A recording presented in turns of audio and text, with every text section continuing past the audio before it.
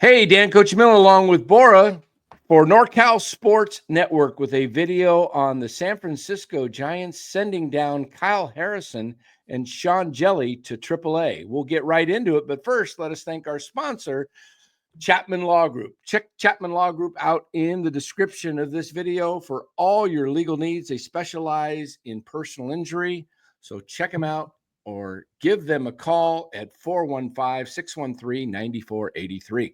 All right, Bora. Giants send down Kyle Harrison. Maybe a surprise to some. I was kind of expecting it based on the way spring training was going. And I think Sean Hjelle was maybe a little bit more of a surprise to many. But let's get into this. Let's talk about Harrison first. Give us your take on it. Yeah, I haven't been the biggest Harrison supporter. You know that. I bet a bunch of people who watch the channel know that. I just particularly don't like his stuff. I don't think his stuff is ace material. I don't really think his stuff is top 2 of the rotation material. And that's fine. He may not be that guy, but that's who he was hyped out to be. So I was during the offseason, I was telling the Giants to trade him. I was out there, I was saying they should trade him while his value is high. Yeah. And I think during the offseason, that's when his value was highest, because now in this spring, and granted, he was sick. There was like a report saying he lost 10 to 15 pounds with an illness. So I'm not going to hold that against him. But in spring training, he had a 10.8 ERA. He threw 6 2/3 innings. He allowed 13 hits and 8 runs. I mean, that for someone who wasn't guaranteed a spot, that's not what you would like to see. You would like to see kind of what Hayden Birdsong and Landon Roop did, which is go out and win the job. I mean, Harrison, he's going to start in AAA. He's going to get some time in the big leagues. That's pretty much a guarantee. There are going to be injuries. So people are going to get sent up. People are going to get sent down. He's going to get his chance, and he's going to get I think this is good for him too, just because he doesn't have much pressure right now at the start of the season. He gets to kind of work his way back up. He gets to gain some more muscle, and hopefully he can gain that velo back, because I mean that's one of the issues that I've seen is like that velo in his first couple starts in the big leagues was there. It was like 95 to 97. And I mean, last year he was throwing 89-mile-an-hour fastballs, so that's been a concern. And he also just needs to work on his control. So he's going to be in AAA, just needing to work on some things. Yeah, and there's no crime with going back to AAA. It's just really only his second full season, and he did have the shoulder injury last year, and I think he had to work on that in the off season to kind of do some rehab, and I think that took a lot of time, effort, and he just now getting ready. Then he gets set back with the illness. As you said, he lost 10 to 15 pounds. That's going to zap a lot of your energy. He's not stretched out. So I think it is a good thing. He can go down to AAA. He can work on his craft and build back strength. Let's say it takes a full month, maybe 2 months, and you got him by the end of May. Maybe he's really at peak performance by the end of May. And look, the Giants are going to have to do this by committee a little bit. They're going to have a set 5-man rotation, but we both know that Birdsong and Landon Roop are not stretched out enough to go that many innings. So if you've pitched 20 starts and threw 5 innings average, that's 100 innings, right?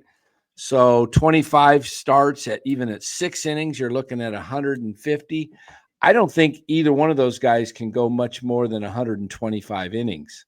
So you're going to need Harrison to take some starts, probably 15 starts. Maybe, Webb gets his usual 33, and then Verlander. If you can get 20 reliable starts, I don't know how much more you're going to get out of Verlander. Maybe, I think he's got a contract clause that if he pitches more than 110 innings, he gets a boost or some bonus or something. I don't know. Does Verlander do it? We'll see. I think the guy that's going to have a bounce back year and who's the X factor on this rotation is Robbie Ray. That's a guy that I think Robbie Ray could be a top 10 finisher in Cy Young this year in the That's a, National League. that's a hot take, but I like it. That I is a mean, hot take. My first hot take was really bad when we did them a few weeks ago. It's already done. I had Kyle Harrison going 8-1 in the first half and then kind of falling apart in the second half. I had Harrison making the All-Star team as a hot take, but who knows? Who knew? It's a hot take. I didn't know he was going to get sick, and probably should have thought it through more clearly and thought he was coming off a shoulder injury. So, but I think Harrison, all in all, Bora, it's a good thing. They've got other guys. Send him down. And we'll see how he does. Like you said, the pressure's not on him. It's not even as on him like it was 2 years ago when he was coming up and everybody was waiting for him. When's he going to get called up? When's he going to get called up? The number one left-handed pitcher, starting pitcher in all of minor league baseball is Kyle Harrison. And, now we see where he's at. And you're right. His stuff has not been very electric. No, it hasn't. And I mean, you mentioned Birdsong and Roop. You also mentioned Verlander and Ray. I mean, Jordan Hicks as well. Between Verlander, Hicks, Birdsong, and Roop, those guys, I don't think those guys are going to give you 150 plus. I mean, I could be wrong, but Verlander's up there in age. Jordan Hicks is a reliever. He should be in the bullpen. He's not built up. Hayden Birdsong he's in his second year. He's not built up. Landon Roop, also in his second year. He's not built up. So there's a lot of guys in this rotation that aren't built up. And Harrison or whoever is going to come up from the minor leagues is going to have to take some of that workload.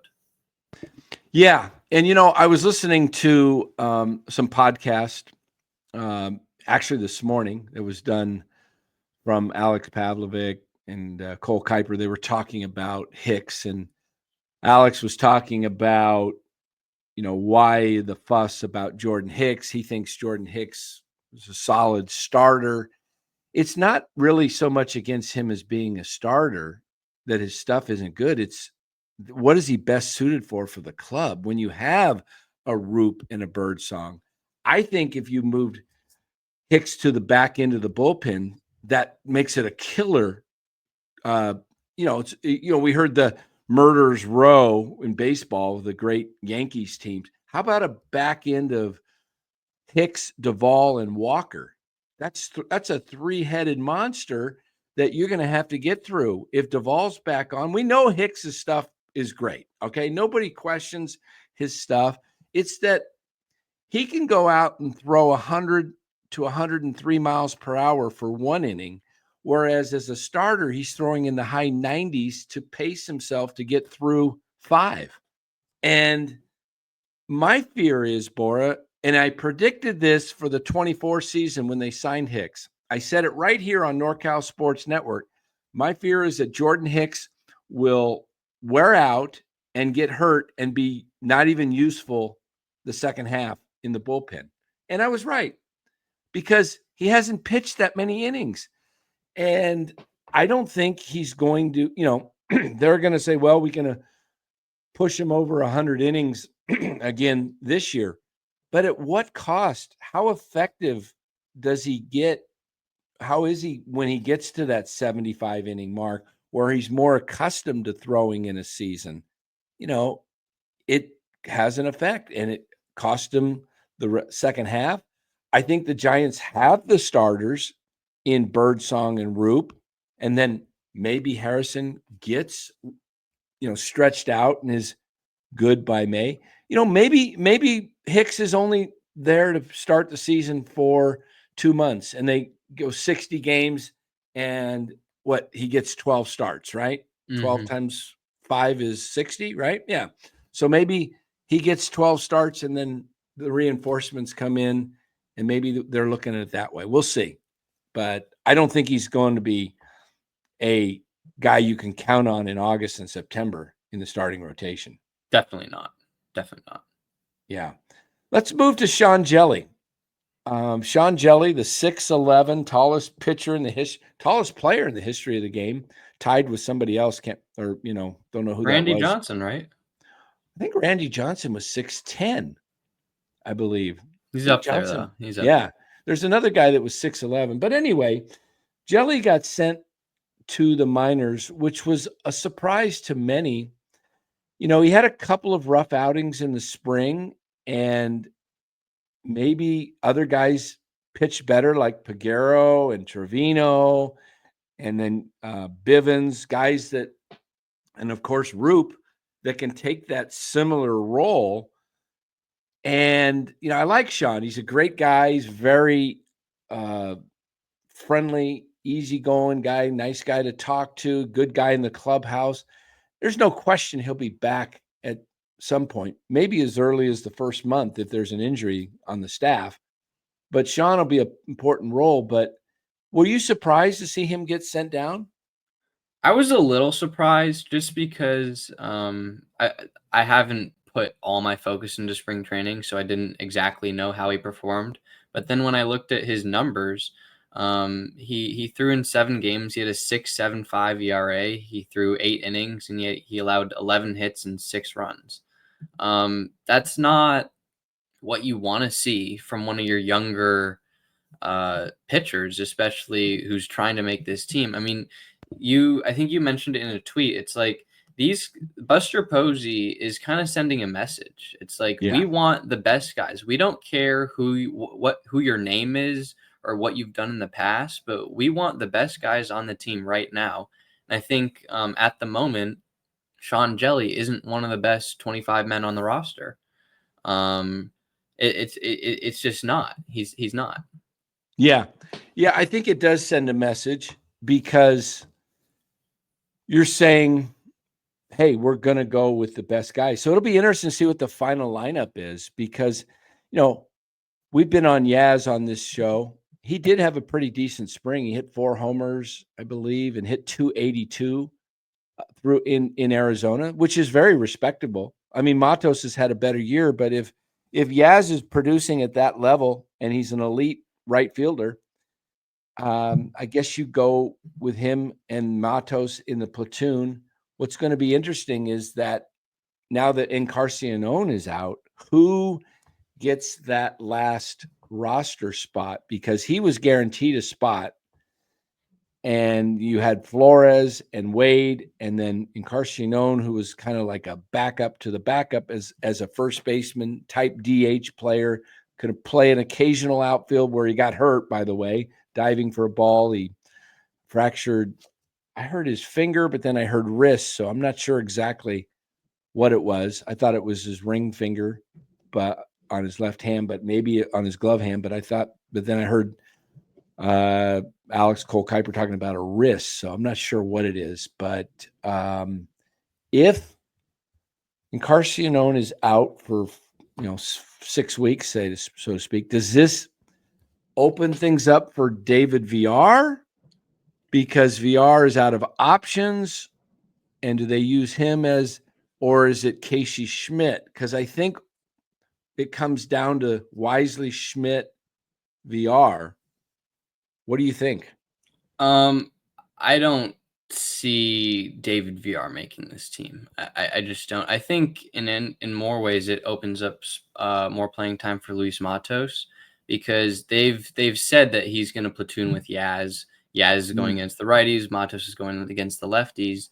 Maybe this opens up a DH spot for Matos, where when he's not playing right field, he's the DH instead of Encarnacion. I like Schmidt over Wisely just because I like Schmidt's defense and versatility over Wisely. I like his offense, his power over Wisely. It could also open up that for Schmidt. I think Encarnacion going down really opens up some playing time for Matos and Schmidt. Those are the 2 guys. Yeah, it will be interesting. I do think Casey needs to play every day. I don't think Wisely probably does. And then Wisely being a left-hander, if it comes down to they only carry one of those 2, I think they probably go with Wisely, which, I do think and agree that Casey's the better player. I would not be surprised, and we'll end it with this. I would not be shocked if Casey Schmidt ends up as the everyday second baseman on this club at some point in this season. I think his defense plays. It's all going to come down to Tyler Fitzgerald. If he's getting on base, if his K rate is what it's been, and it was pretty high in the spring as well, and he's not getting on base other ways, no, they're not gonna leave him out there. I still think the best role on this team for Tyler Fitzgerald is as a super utility guy. Chris Taylor. Chris Taylor in his prime. Not Chris Taylor today, guys, but when we say Chris Taylor, we know he's over the hill. But Chris Taylor in his prime with the Dodgers back in, 17, 18, 19, we're talking 5 to 8 years ago, was a guy that played all over the diamond. And he had a spot in the lineup most days during the regular season, and it was at a different place. It was left field, it was center field, it was second, it was short, occasionally third. The guy, and Fitzgerald can actually play 7 positions. He's played first base, play all outfield positions, all infield except catcher. So I think he's a guy that, you talk about giving guys a rest, that, Adames and Chapman, who play 162 for the most part, maybe those guys get 10 games off each day. And it's not like they're off, they can DH. Mm-hmm. So give them a rest in the field occasionally. That gives 20 extra days for Fitzgerald. There you go.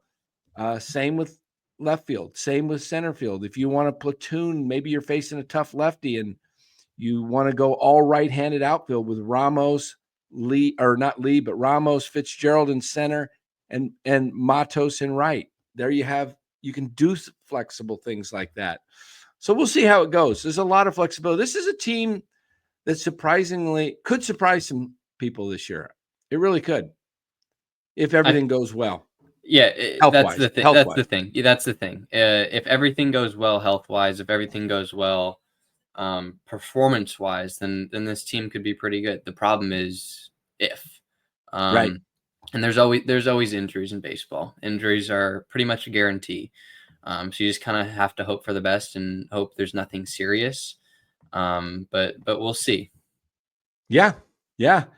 So guys, that's going to wrap it up. This video, please give it a like and subscribe if you would. We really do appreciate it. You liking this video pushes it out to more people. That's the way YouTube works. So please give this a like. If you're watching maybe for the first time, or if you watched for a while and you haven't subscribed, please subscribe to the channel. It really does help, and we greatly appreciate it.